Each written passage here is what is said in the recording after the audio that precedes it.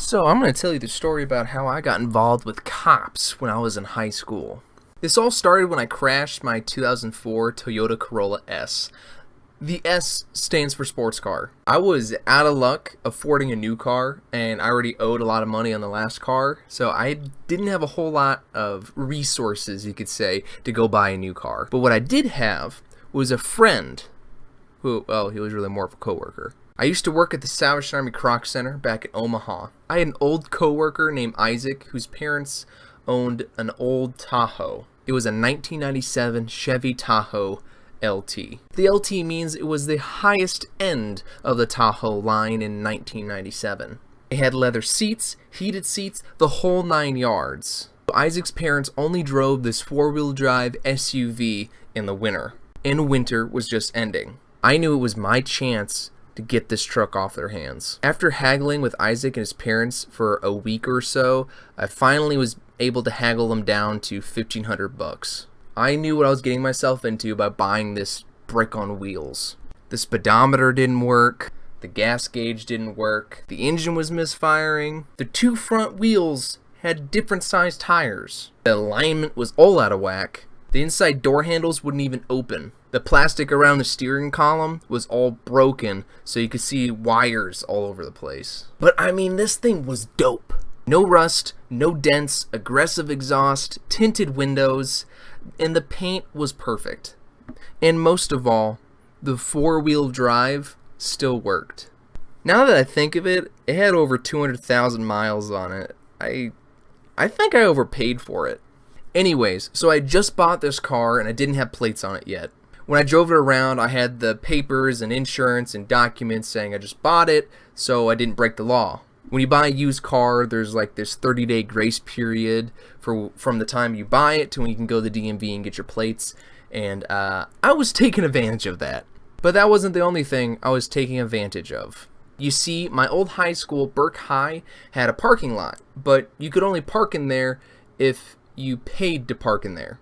If you parked in there any otherwise, they wrote your plate number down on a ticket, and it was a $25 fee, and they wouldn't let you graduate if you didn't pay that fee. But I was thinking, if you don't have plates on your car, the school can't write you a ticket, right? At least that's what I thought. There was one day I was running really late to school, and by the time I made it to Burke, the side streets were full. I'd have to park half a mile down the road. I knew I'd get in trouble if I didn't hurry my butt into class within the next 5 minutes.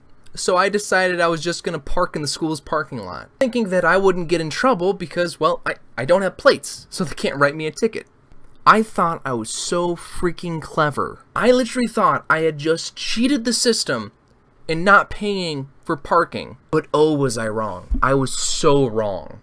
So just after I parked the Tahoe in the middle of the parking lot where, no one would really see it, no one's going to notice it, I go into class, and it wasn't until like halfway through the day is over, the intercom system calls for me to go down to the principal's office.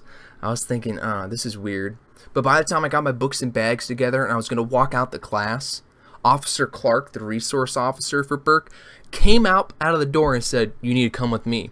I walk out in the hall, and he's got 3 security people that working at the school trailing me to the principal's office. By the time I opened that door and they sit me down, I didn't sit down, they sat me down in that chair. There were 4 other cops, OPD, in the room with me. And the principal just leaned over like this. "Caleb, do you know why we have you in here today?" I was like, man, I don't know. I'm not selling any drugs that you know of. But I haven't done anything wrong, so no, I don't know why I'm in here. I don't know why these cops are over here either. And then they all looked at me and said, "That's because you just stole a car." I said, "Stole a car? I've never stolen a car in my life." Next thing I know, they read out this whole list of things, and they say, "This VIN number right here belongs to a Chevy Tahoe in the parking lot.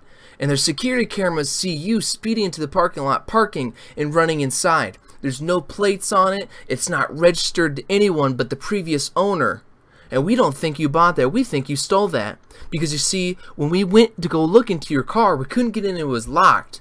But we could see the dash and everything was all messed up. There's wires all over the place. It's obvious that you stole this car in South Omaha, hot-wired it, and drove it here to Burke." And I was like, how dumb do you think I am to steal a car and then come to a freaking public school where cops patrol the parking lot?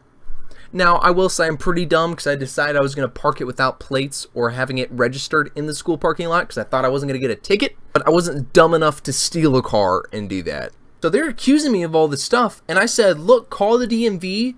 I'll call my friend, right? It's my friend's parents' old car. It's mine now. I have all the papers in the truck, but they wouldn't let me leave because they're saying if you move, you're going to be arrested. I was freaking out. I'm like 16, 17. I'm having charges brought against me about the Grand Theft Auto. So they get a hold of the DMV, get the number for my friend Isaac's parents. They call him, but they only speak Spanish. So then I have to call Isaac and get him out of school with a cop on the other line, and then he's listening to everything his parents are saying on one phone, he's hearing it and then translating it to us, saying, yeah, I bought the car, they have paperwork, they got the bill of sale, I got one in the truck, and we're trying to work this whole freaking thing out.